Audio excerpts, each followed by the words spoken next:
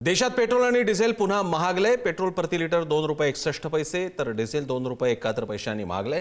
गेल्या 2 आठवड्यात पेट्रोल डिझेलचे दर चौथ्यांदा यामुळे वाढल्याचं दिसतंय। पेट्रोल आणि डिझेलच्या दरात पुन्हा वाढ झाल्यामुळे सामान्यांच्या वाहतूकदारांच्या समस्येत भर पडली आहे। मुंबईत पेट्रोलच्या दरात प्रति लिटर 2 रुपये 76 पैशांची वाढ झाली आहे। डिझेल प्रति लिटर 2 रुपये 81 पैशांनी महागलाय। मुंबईत पेट्रोलचा दर त्यामुळे आता प्रति लिटर 111 रुपये 21 पैशांपर्यंत पोहोचलाय। मुंबईत डिझेलचा दर प्रति लिटर 97 रुपये 83 पैशांपर्यंत गेलाय। इराण अमेरिका संघर्षामुळे तेल पुरवठ्यावर परिणाम झालाय, मात्र अमेरिका इराण कराराच्या संकेतांमुळे कच्च्या तेलाच्या किमतीत मोठी घसरण होण्याची शक्यता आहे। ट्रम्प यांनी इराणसोबतच्या चर्चेत प्रगती होत असल्याचे संकेत दिले, मात्र अंतिम करार अद्याप झालेला नाही।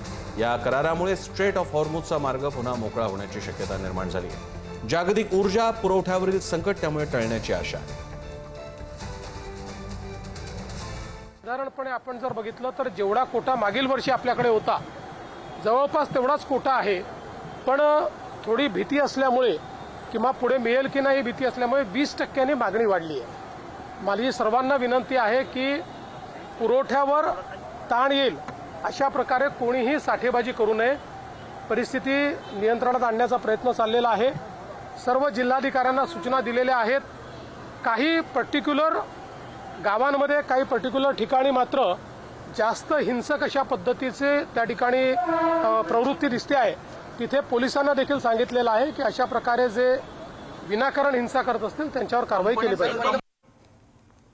शिवाजी काळे आपल्याला अधिक माहिती देण्यासाठी आहेत। शिवाजी, एकीकडे दर वाढलेले आहेत, 111 पार केलेले मुंबईत पेट्रोलनं आणि 98 रुपयापर्यंत पोहोचले डिझेल प्रति लिटर। अशा परिस्थितीत हॉर्मुझच्या मात्र काही पॉझिटिव्ह संकेत आहेत, पण दिल्लीवरनं पाहताना काय परिस्थिती वाटते देशामध्ये?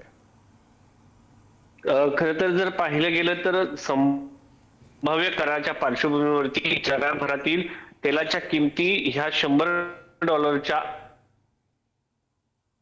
अलीकडे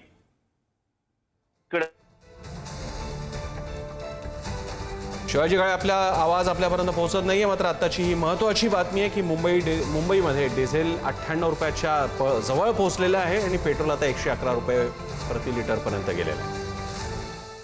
दरम्यान राहुल गांधी यांनी जनतेच्या खिशावर डल्ला मारणं हा मोदी सरकारचा अजेंडा आहे अशी घणाघाती टीका मोदी सरकारवर केली आहे। राहुल गांधींकडून पंतप्रधान मोदींचा महागाई मॅन असा उल्लेख करण्यात आला। निवडणुका संपताच पेट्रोल डिझेल 8 रुपयांनी महागले असं राहुल गांधी म्हणतायत। पेट्रोल डिझेलच्या किमती आणखी वाढणार आहेत असंही राहुल गांधींनी सूचित केलेलं आहे आणि यामुळे आता भाजप काँग्रेसमध्ये आरोप प्रत्यारोपांची पुन्हा राळ उडाली आहे। इंधन दरवाढी विरोधात युवक काँग्रेसचं मेलडी आंदोलन सुरू झालेलं आहे। पिंपरी चिंचवडमध्ये महागाई विरोधात मेलडी आंदोलन सुरू करण्यात आलंय। युवक काँग्रेसकडून पेट्रोल पंपावर केंद्र सरकारचा निषेध केला जातोय। आंदोलनात काँग्रेसकडून चॉकलेट वाटून घोषणाबाजी सुद्धा केली जाते। इंधन दरवाढीमुळे सर्वसामान्यांवर आर्थिक ताण वाढलेला आहे आणि त्यामुळे आता राजकीय पक्षांकडून भाजप विरोधात सत्ताधाऱ्यांविरोधात आंदोलनं केली जातात। काँग्रेस कार्यकर्त्यांचे महामार्गावर केंद्र सरकारच्या धोरणांविरोधात हे आंदोलन सुरू होतं। जालना जिल्ह्यात पुन्हा एकदा पेट्रोल डिझेल टंचाईची परिस्थिती निर्माण झाली असून वाहनधारकांसह शेतकऱ्यांनाही मोठ्या अडचणींचा सामना करावा लागतोय।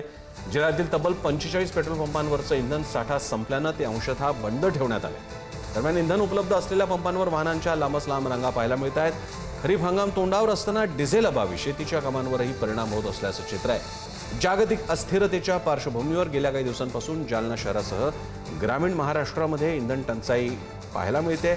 जिल्हा प्रशासनाच्या माहितीनुसार जिल्ह्यातील एकूण 166 पेट्रोल पंपांपैकी 121 पंप सुरू असून 45 पंप बंद आहेत। अनेक पंपांवर इंधन साठा संपल्यानं बॅरिकेड्स लावून नो स्टॉकचे बोर्ड लावण्यात आलेत। इंधन उपलब्ध असलेल्या पेट्रोल पंपांवर वाहनांच्या लांबच लांब रांगा लागल्याचं दिसून येत आहे। अनेक नागरिक कॅन घेऊन पेट्रोल आणि डिझेल भरण्यासाठी पंपांवर गर्दी करत आहेत। काही ठिकाणी वाहनधारकांना काही काळ प्रतीक्षा करावी लागत असून काही नागरिकांना इंधन न मिळाल्यानं रिकाम्या हातानं परत जावं लागतं। ग्रामीण भागात खरीप हंगामाच्या पूर्वतयारीची कामं सुरू असल्यानं डिझेलची गरज मोठी आहे।